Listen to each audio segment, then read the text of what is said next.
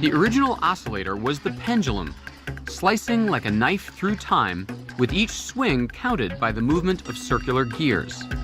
But pendulum clocks work only if they're upright in a fixed position. So in the Middle Ages, clocks were confined to immovable structures like towers or furniture.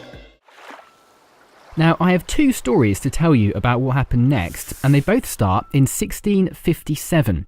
A pretty good year, all things considered. You could buy coffee for the first time in Paris and chocolate for the first time in London. Hurrah! And it was also the year this thing was invented. That coil in the middle, that's called a balance spring, and when you give it a push, well, it doesn't stop moving. It was essentially the first battery, a metal coil that could store mechanical energy.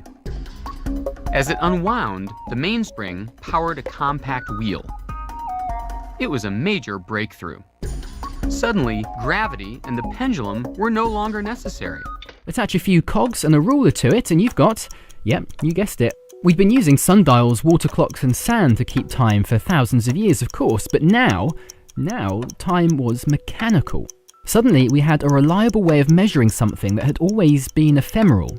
And people started to wonder, if time can be measured, what else could be? We started thinking like modern scientists, measuring and observing. In the next 50 years, we got the first calculator, the first cuckoo clock, the first piano, reflective telescope, even the first bottle of champagne.